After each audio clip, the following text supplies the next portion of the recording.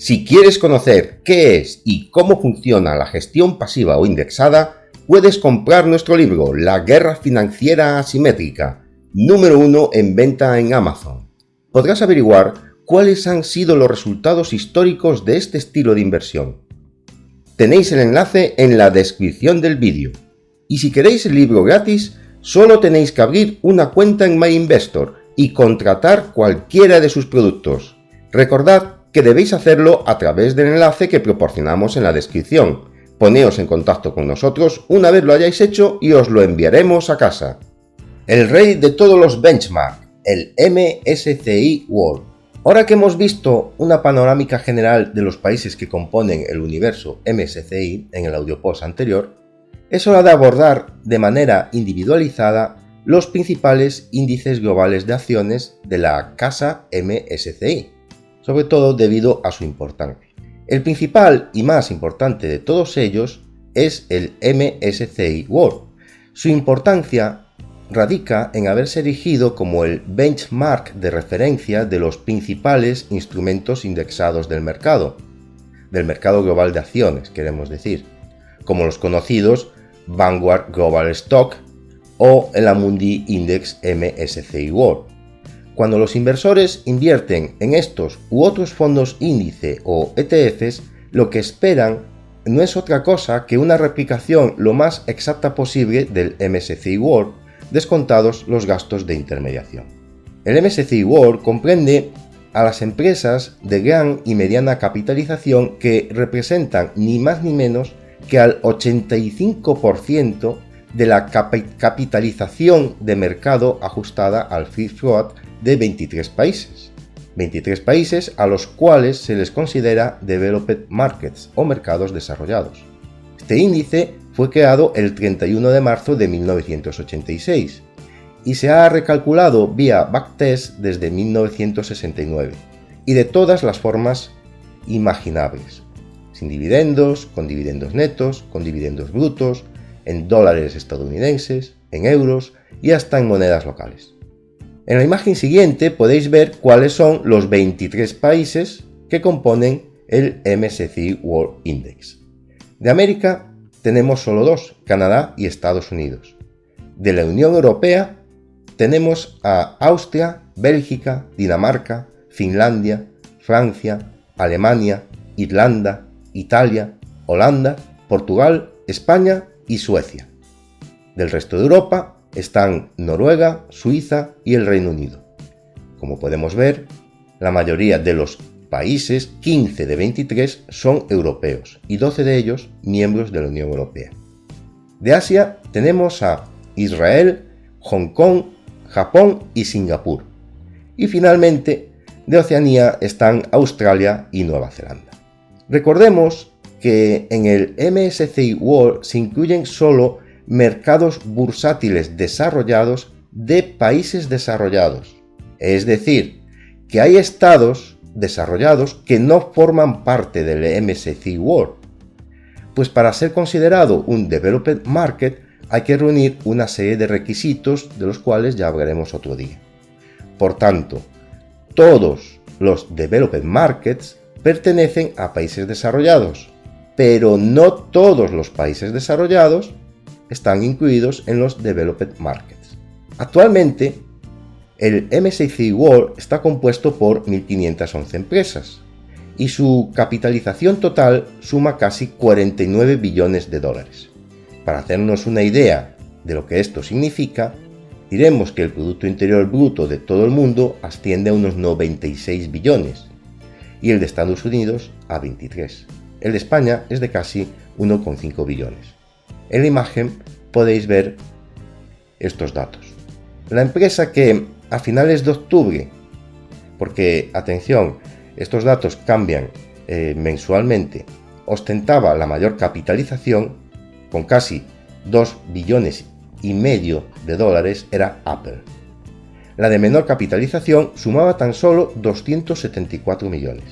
La capitalización media de una empresa en el MSCI World es de nada menos que 32.426 millones, pero la capitalización mediana asciende a unos 12.440 millones.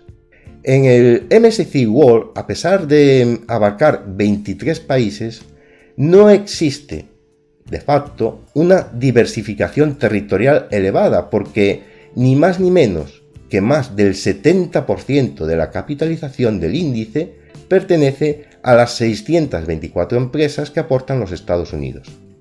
En la imagen podemos ver la distribución territorial del MSCI World. El 30% restante del índice lo suman 887 compañías no norteamericanas. Las 4 comparsas que acompañan a los Estados Unidos en esta triste historia son Japón, el Reino Unido, Canadá y Francia, que aportan casi un 17% de la capitalización. Así que el 13% y pico que queda se reparte entre los 18 países restantes, que algunos dirán que están ahí porque suponemos que tiene que haber de todo en la viña del Señor.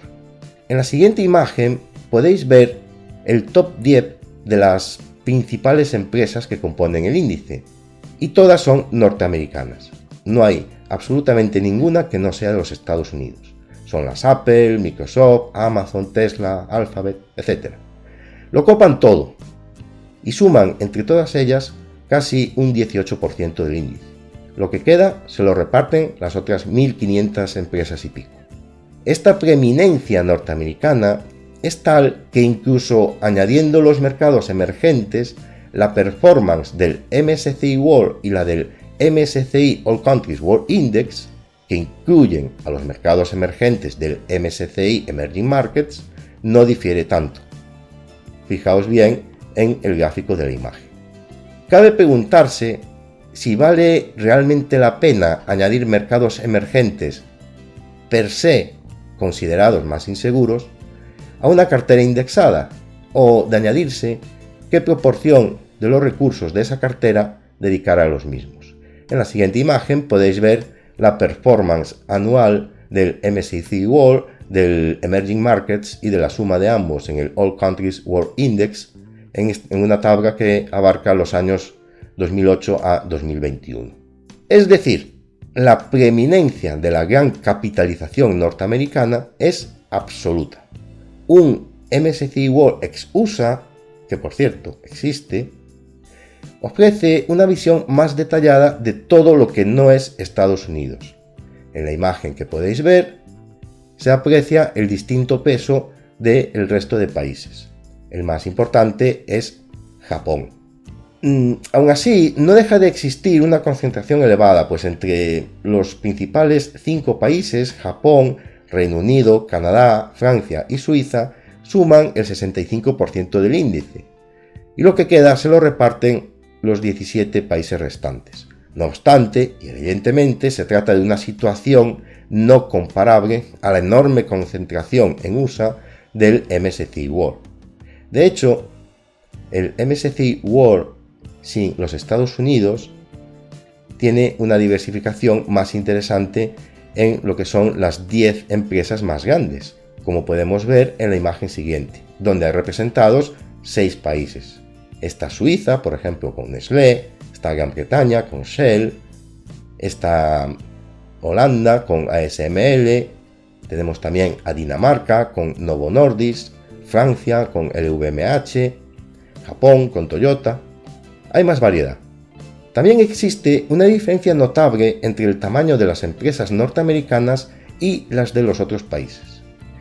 El tamaño medio de una empresa norteamericana es de 55.000 millones y el tamaño mediano de más de 22.000 millones. Fijaos en el cuadro ahora de la imagen. En cambio, el tamaño medio de la empresa no norteamericana del MSCI World es de apenas 16.500 millones, mientras que el mediano es de casi 7.500 millones. Nótese la tremenda diferencia. Podéis verlo en el cuadro de la imagen. Por tanto, el dominio norteamericano en la ponderación del MSCI World es inevitable, habida cuenta de que se trata de un índice construido en base a la capitalización. No se puede acusar al índice de no reflejar la realidad. Otra cosa es que esa realidad no refleje una diversificación territorial que a lo mejor algún inversor le interesa más que a otros. Cabe preguntarse qué aporta el representar al 85% del capital invertible. Pensemos que el S&P 500 supone aproximadamente un 75% del mercado bursátil norteamericano. A largo plazo, 10 años en adelante, no hay gran diferencia entre la performance del S&P 500 y la del total market de los Estados Unidos. Por eso, añadimos esta reflexión. Si en serio había que añadir 124 empresas norteamericanas más a las 500 de marras del S&P 500. ¿De verdad son necesarias 1.511 compañías para capturar la rentabilidad del mercado global de acciones de los mercados desarrollados? Pensemos que la más pequeña tiene una capitalización de 274 millones. ¿Qué aporta eso al índice? Quizá fuera mejor un criterio que redujera este número enorme de empresas que resulta complicado ver qué aporta, como por ejemplo que estuviera representado al menos 2/3 partes del capital invertible, el 66% en lugar del 85%. Es dudoso que los resultados fuesen a variar demasiado. Probablemente el número de entidades necesarias caería en varios centenares, y es dudoso que tal cosa tuviera algún tipo de repercusión práctica a largo plazo. De hecho, incluso podría ser mejor para cualquier fondo o ETF que optara por una replicación puramente física de sus componentes. No obstante, es un tema abierto, hay inversores en contra y inversores a favor, y todo depende de cómo se quiera construir el índice. No obstante, nosotros no somos componedores de índices y dejamos esta polémica en manos de los oyentes antes de echar un vistazo en el siguiente audio post a los mercados emergentes de la mano del MSCI Emerging Markets. Muchas gracias.